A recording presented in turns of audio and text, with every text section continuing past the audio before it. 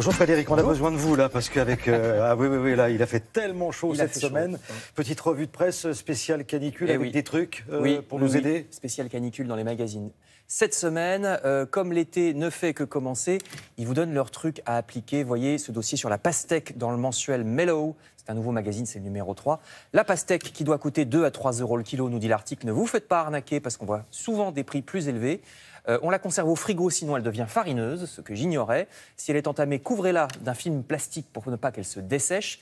Il donne aussi des recettes parce qu'on obtient facilement un jus en mixant la chair de la pastèque. Vous voyez ici à gauche un cocktail. Alors ils ajoutent un peu de liqueur, mais ce n'est pas obligatoire. Si vous aimez le sucré salé, voyez à droite, vous mettez des billes ou des cubes de pastèque dans les salades, comme sur la photo, ou bien dans le jus de cuisson d'une viande au four, comme l'agneau. Ça peut marcher aussi, disent-ils. Ouais, c'est le mensuel Mellow qui vous conseille ça.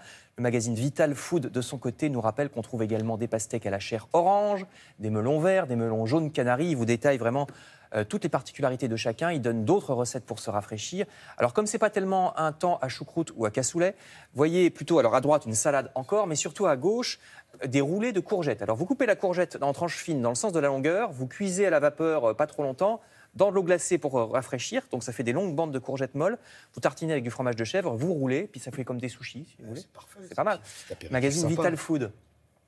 Et puis pour fuir la chaleur, c'est aussi le moment d'aller à la campagne. Modes et Travaux vous propose l'Alsace, précisément Kaysersberg, dans le Haut-Rhin, un des plus beaux villages de France. Voyez les photos. Pour se promener dans les ruelles à l'architecture ancienne, on peut aussi aller chercher l'air frais vers les cimes, vers les sommets. Par exemple, Courmayeur. Alors, j'aurais juré que c'était en France avec un nom pareil, Courmayeur. Bah non, pas du tout. C'est dans les Alpes italiennes, juste de l'autre côté de la frontière, quand on arrive par la route de Chamonix. C'est la vallée d'Aoste. C'est pour ça que le nom sonne français. Vous savez que la vallée d'Aoste est francophone en Italie, avec donc une vue sur le Mont Blanc. Si vous prenez les télécabines à Courmayeur, c'est à lire dans Modes et Travaux Courmayeur et l'Alsace. Et puis, si vous restez en ville, si par exemple vous visitez la capitale, voyez un article paru dans Le Parisien il y a quelque temps sur une très intéressante maison d'édition qui s'appelle Parigramme, un éditeur spécialisé dans les beaux livres avec de très belles photos sur les secrets de la capitale. Par exemple, celui-ci de livre, c'est pour découvrir l'architecture des immeubles parisiens. Alors vous voyez la grande photo à gauche, on croit tout savoir sur Paris parce qu'on connaît les immeubles haussmanniens, comme ici avec le toit en zinc arrondi. Mais Paris n'est pas que haussmannien, il y a toutes les époques, les plus vieilles maisons datent de la Renaissance, même si on en a encore très peu aujourd'hui. Et puis surtout, le livre se penche sur les détails devant lesquels on passe sans les voir. Vous voyez, par exemple, les plaques de rue ou les plaques de numéros des immeubles, parfois très décorées dans les quartiers cossus, sur les bâtiments de la fin du 19e. Il y a aussi les portes ouvragées, comme ici à gauche, les marquises. Alors, vous savez à quoi ça servait, les marquises ? C'est ce qu'on voit là, à droite, pour s'abriter. Quand il pleuvait, vous pouviez sortir de carrosse sans vous mouiller et rentrer dans l'immeuble. Voilà.